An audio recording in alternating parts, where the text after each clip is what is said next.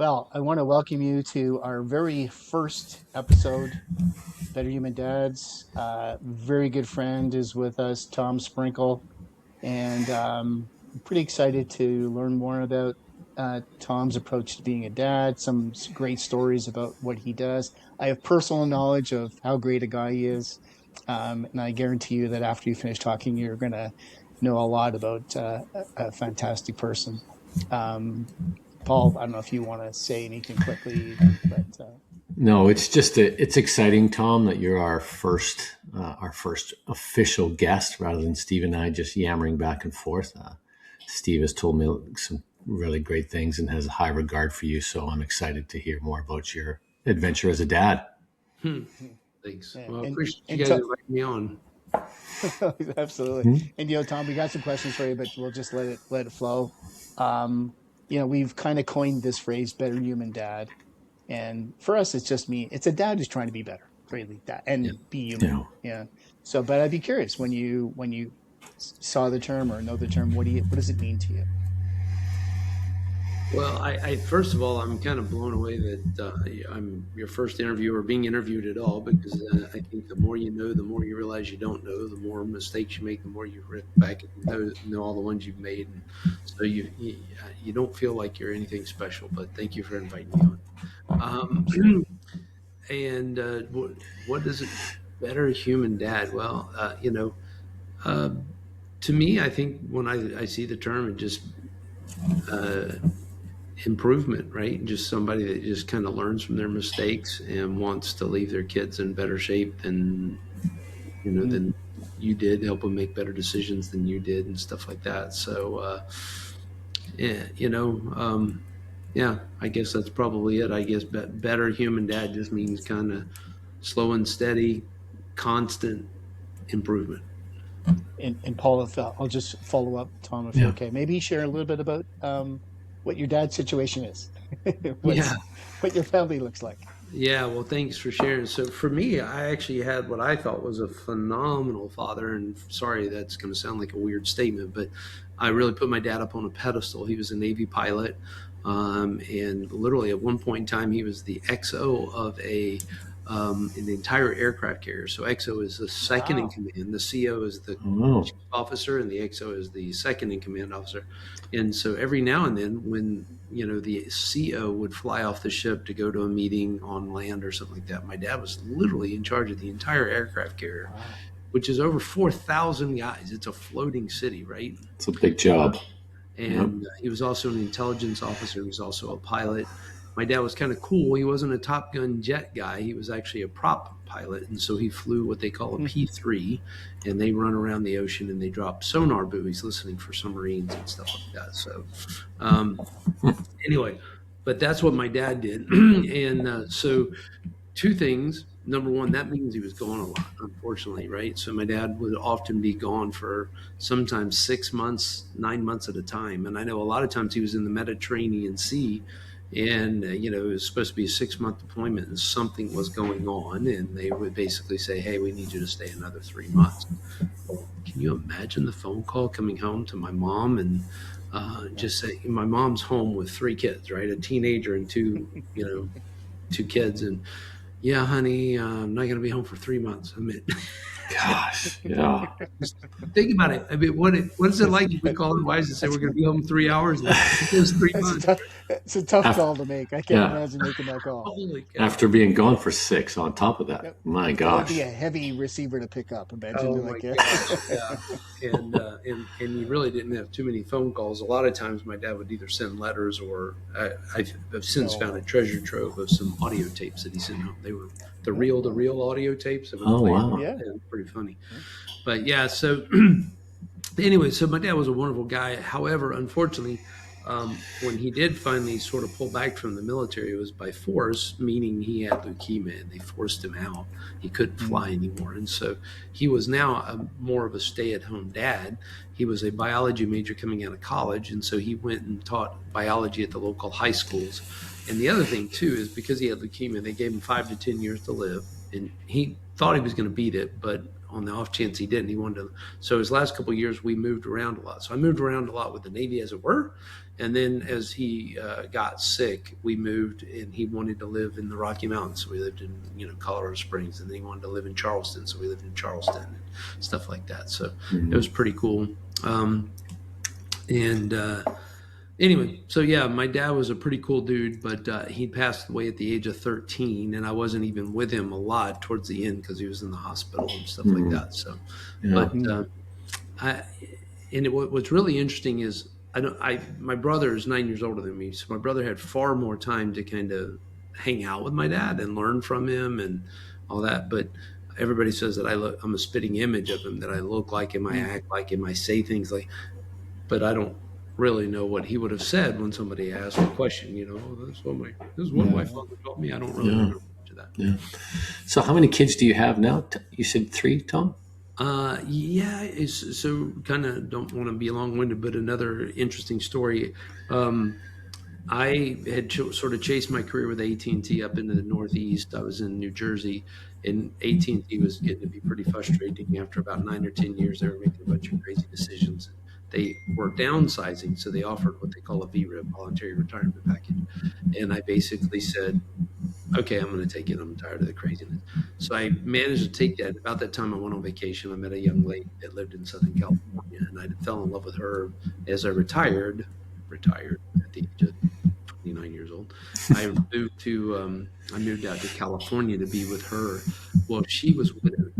My wife was widowed. Her husband passed away in his sleep from nocturnal epilepsy, and I ended up marrying her and taking over her family. So she had 3 kids, and as we got done with, or as we got married and our kids grew up, one of our daughters kind of found another girl that she was friends with that was pregnant out of wedlock, and we kind of sucked her into our family. And she came from the foster care system in Los Angeles, and she didn't really have a family, so we just kind of said, hey, you're part of us now. You're ours. Yeah. Our first granddaughter, and so on and so forth. So now, full count, 4 girls, 6 granddaughters, and as of 2 weeks ago, I have 2 grandsons. We had identical twin grandsons about 2 weeks ago, February 2nd. Wow. So you have a house full now. Well, not a house full, but you can have a house full. I have a tribe. They're not in the house. But yeah. Wow. That's great. That is a tribe. Yeah. So, Tom, what advice would you give to dads? You reflect on all that you've told us here this morning. What kind of advice would you give to dads kind of at all stages of the game?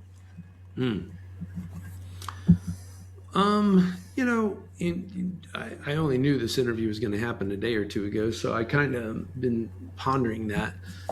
The biggest single thing you can give your kids is consistency, right? I mean, if you can just hang out with them, show up, and I guess, so let me say present consistency, meaning, right? Because you can be consistently absent, and that would be a bad thing. So, your kids have sporting events and stuff like that. You don't have to be at every one, but damn sure make an effort to be there at quite a few of them and cheer them on and stuff like that. And I kind of feel like one of the best things you can do is teach your kids to be well-rounded, right? Just to expose them to as much as they can, while they're young, because kids are so adaptable at the young ages, right? They want to learn how to golf or ski or paint or whatever, they pick everything up so quickly, even languages and stuff, and here I am on the second half of life, and I'm going, man, I wish I knew how to do that, right? And you just don't pick it up as fast, and you don't have as much time. But so expose them to a lot of things and be present. And one of the other things, your question, Paul, is a little bit more tricky because the advice would change over time, right?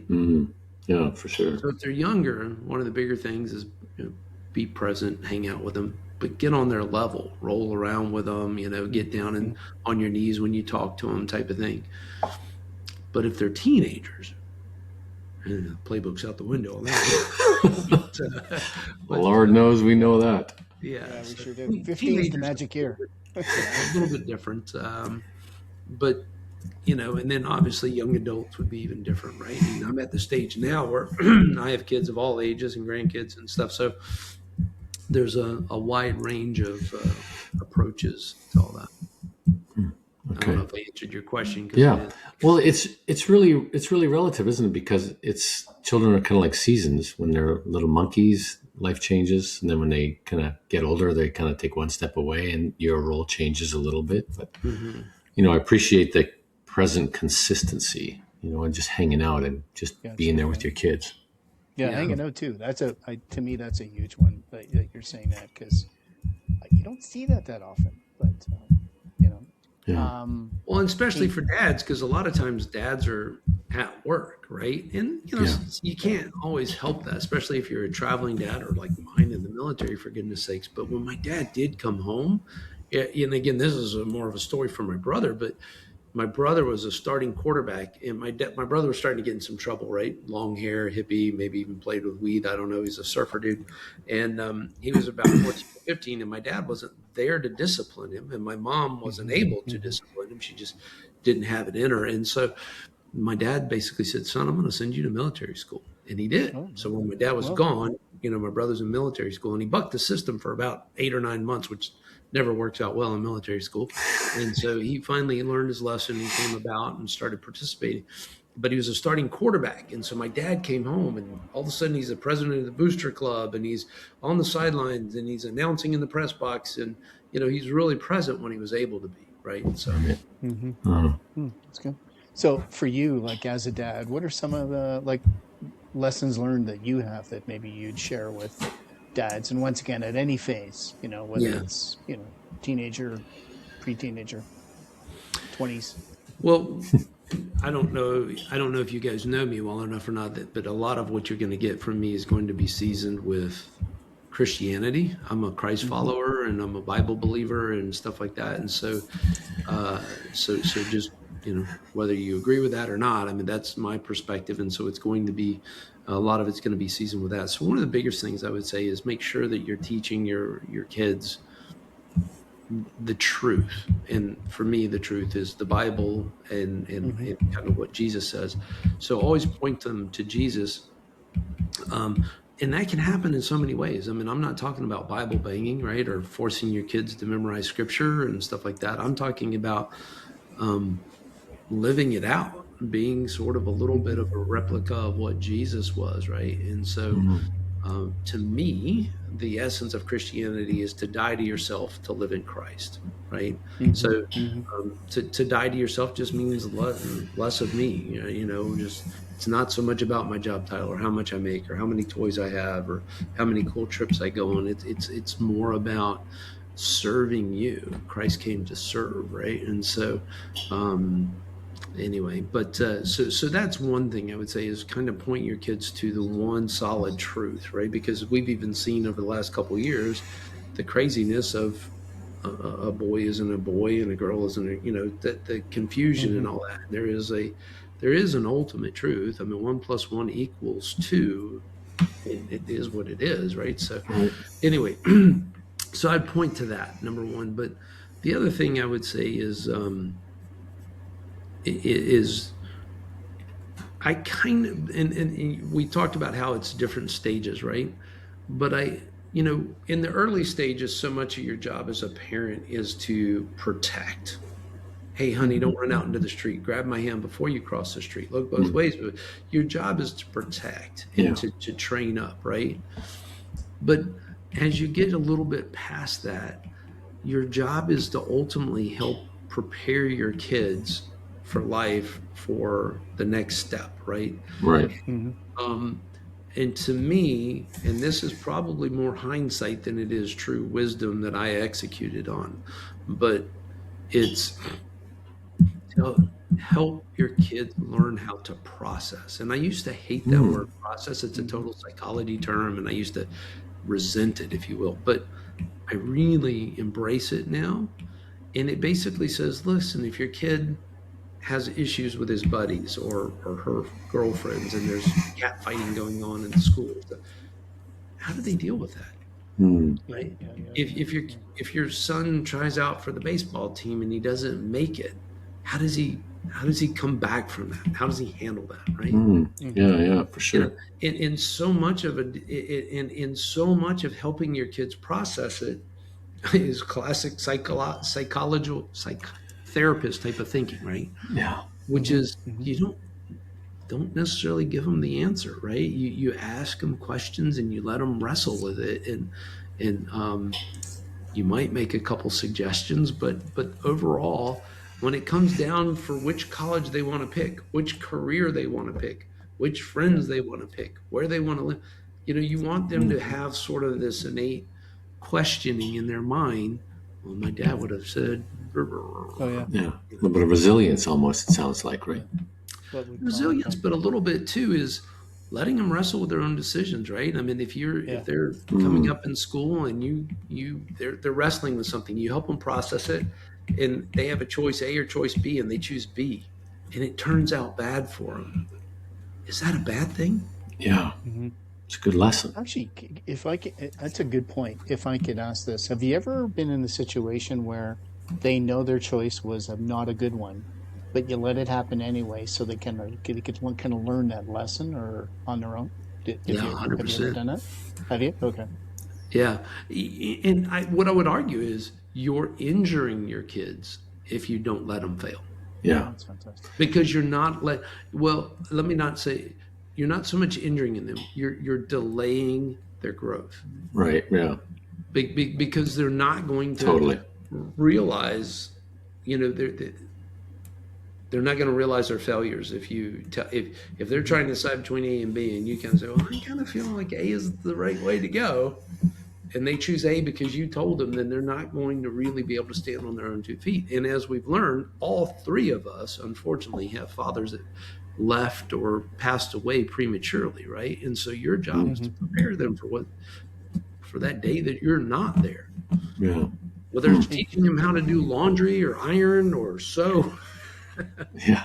Yeah. I'll just do one more follow up if that's okay on that. Like, because I love your point about not having a father, around when you're a teenager or whatever it is. Do you think that had an impact on your being a good dad and really emphasize that point where you had to be in front of your kids, or as you mentioned, like just hanging out? Is that something that impacted you? Yeah, really challenging questioning.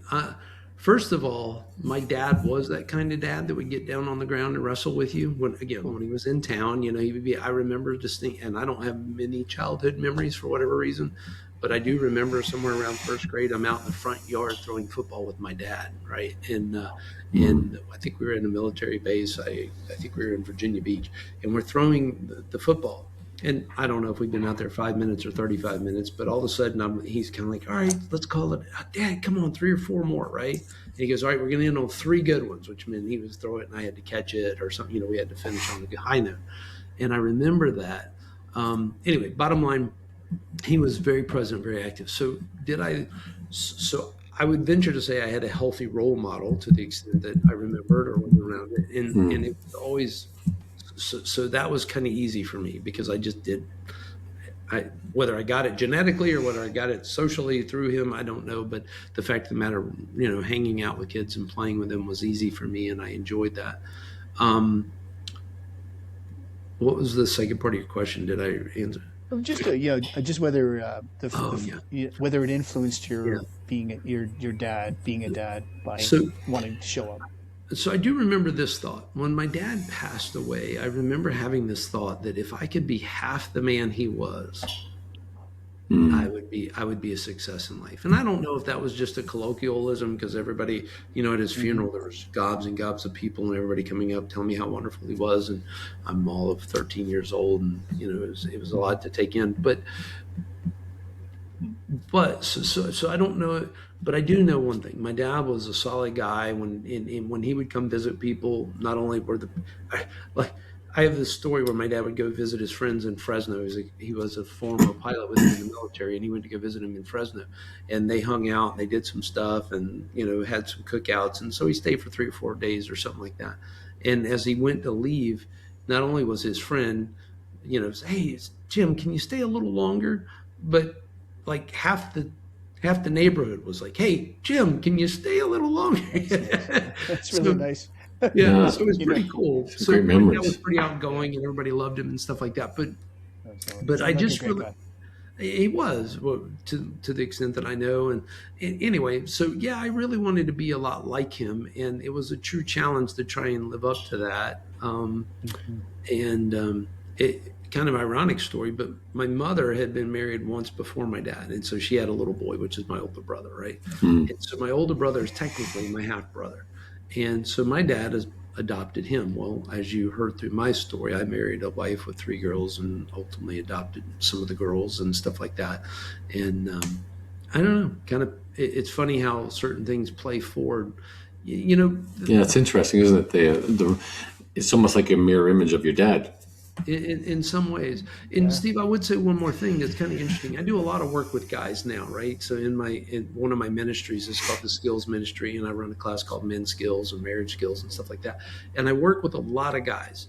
And what's really interesting in every class I run, and it's a group of five guys or five couples, and we're talking. I cannot tell you the amount of dad injuries that I run into. Far Mm. more, far. I mean, 90% dad injuries over mom injuries. It's just Really? amazing the impact that fathers had. And so in this Mm. case, what I'm trying to say is I had a very healthy father image while he was I alive see. and Okay. when he was at home. Mm. However, to your question, Steve, so many times I hear people say, I'll never be the SOB my dad was. My Yeah. dad was incredibly blah, blah, blah, whether it was demanding or strict or abusive or whatever. Mhm. I'll never be that guy. And more times than not, they have tendencies towards that because they only know what they know, right? Yeah. Injure people, abuse people, control Yeah. people. Hmm. So, Yeah. so it's so my point being, Steve, is I help a healthy model, but I really believe that a big part of my ministry is helping people that didn't have a healthy mentor to realize that they can break the cycle Yeah. and create Mhm. new rhythms for Yeah. their family. Yeah, that sounds great, Tom. Let me ask you this question. If you could go back and have a redo, would you do anything differently? On the dad front, one or two little things. Some times where I lost my patience, or I jumped to some conclusions that I shouldn't have, or maybe even got involved more than I should have in terms of trying to stick up for my kids or trying to I told you earlier, help them process, let them make the decision. Maybe I influence some decisions more. So I don't know that I would change too much on the dad side of the fence. I definitely would have changed some things on the husband side of the fence. Okay. A Um, lot of mistakes on that side. Yeah. yeah. Okay. That'll be the next book. We'll be interviewing you Better Be Than again. Husband. So, that book would sell out, I tell you. Yes. So, while we're talking, can you share any kind of lighthearted stories you may have experienced? As a dad, something that might have happened that you think back and brings a chuckle to your heart. Oh man, you know, one of three quick things. One, I found being my kids' coach was one of the best joys Mm, of my life. Mm. Now, again, I've shared with you, I love playing with kids, so it was right up my alley. But they also, the cool thing about it is what I realized is the moms typically have the kids in the car running them to and from practice, right? And doing all this other yeah. stuff. And the moms usually seem to be more in touch with the kids. Well, I was an all girl dad, right? So I wasn't as in tune with my girls as the moms would be just genetically or traditionally. But as I started teaching my daughter in soccer, and I would pick her up, I'd get done with my work, though, in the car. We'd pick up her girlfriend, and we'd drive to practice, and then I'd play with the kids, and we'd drive home. I got into so many of their little stories and little quirky things they did. It was so much fun, right? Whether they were just singing stupid songs or talking about boys or whatever, it was just pretty cute. I love that. So, and and on top of that, I just really loved, I thought being a coach was a great thing. So I would encourage dads, if their kids get involved in sports or activities, to sign up to be an assistant coach. Even if you don't know the sport, just be an assistant coach, be present, hang out, and do some fun things. So that was one. The other thing that I really enjoyed, and this wasn't something I learned, which is fun because I actually developed something on my own. My daughter and I came up with a routine every night at bedtime. We did something called prayers, water, and secret. So we would say a prayer, and then we would kind of share a glass of water, get her tucked into bed, and she would, as right before we turn out the light, she'd tell me a secret. And the secret might be, oh, I have a big test tomorrow, or hey, this weekend we're going to Disneyland, or whatever. I mean, the secret was probably not even a secret. It was just remembering things that were going on in our life. But every now and then there was kind of a secret, I found a new friend at school today, or something that I didn't know, right? So prayers, water, secret was a fun little thing we did every night. And like I said, that was one of those few things that I didn't pick up from somebody else. It was in here, or we developed that little rhythm to ourselves. And I see her doing that with her kids now. And that's so wonderful. Yeah. These little family traditions, right?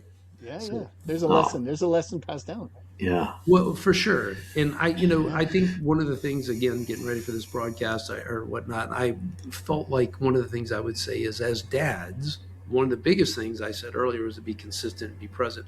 The other thing was be intentional, right? And it's such an easy word to say, and it's such a hard thing to do with the pace of life. But be intentional. Whether you're trying to create a new Christmas tradition, you didn't have this tradition, but you're gonna, whether it can be as simple. One of the things that we love is we do monkey bread, and we only do it once a year, and it's Christmas morning. Monkey bread. What's that? It's just this bunch of gooey dough that's all slopped together with brown sugar and syrup on it and all this other stuff. I don't know. It's deliciousness and it's fat. But that's wonderful. Whether it's taking vacations, right? Maybe you didn't take a lot of vacations as a kid, but now that you're up and running and you're the dad, whether it's camping in the woods in a tent or whether it's a vacation to Maui, begin to do it. And what we did is we started saying one year we want to be on the water, the next year we want to be in the snow, and we haven't really been able to keep it up. But at least every other year we do a family vacation to a lake or to an ocean somewhere and stuff. So that's been pretty cool. So be that. But Steve, you asked another thing, and this is sort of light. I don't know if this is lighthearted or not. It might even be kind of heavy. My youngest daughter was going to bed one night, and she did something that just, I can't say any other word, but pissed me off, and it hit me wrong. And I snapped at her, and I didn't snap very often. I'm a pretty chill guy. It takes a lot to get me to blow my stack, but I blew my top that day, and she was in tears and just in her bed crying, and because I had put her in her place, and it just grieved me so bad. And I went in, and with tears in my eyes as they are now, I apologized and I asked for forgiveness, and that I had handled the situation wrong, and would you please forgive me? And she just gave me the biggest hug and said, "Of course, Daddy, I love you. I forgive you." And man, the power of saying you're sorry and the power of modeling that, because they learn from us at such a high rate, and it's important. I think it's important for them to see us say we're sorry. Yeah. I think it's important for them to see us kind of squeeze mom's butt cheeks and nuzzle her on the neck. And I don't like it when parents fight hardcore in front of kids, but I don't think it's wrong for you to acknowledge some of the tension you have when you're out of sync and frustrated with each other. Mommy and Daddy are just struggling with some stuff right now. We're going to be fine, and then they see you repair. They see you hug and kiss a day later, and you're making up and you're doing it. They need to see the great role model.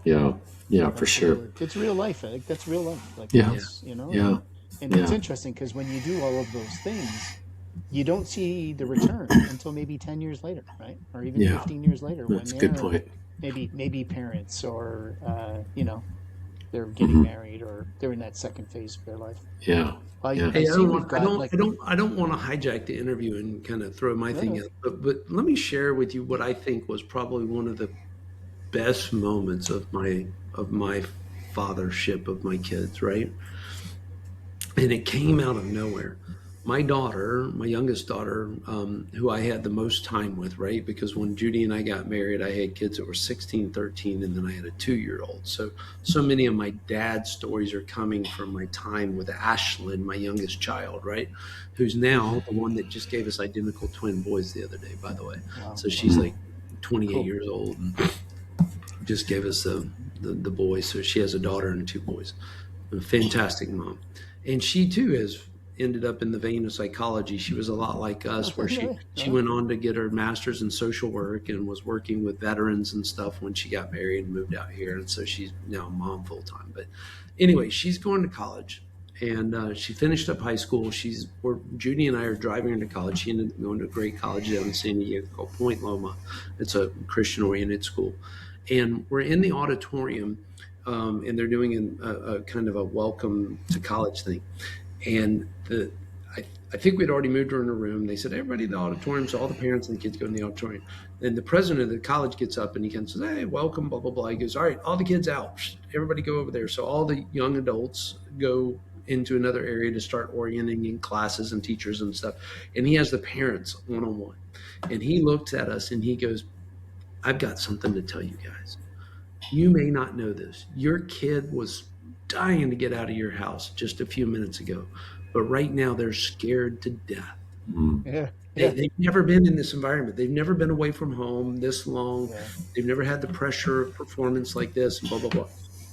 And he basically sat there and just challenged us for about 5 or 10 minutes that we needed to kind of have a conversation with our kids before we left that day.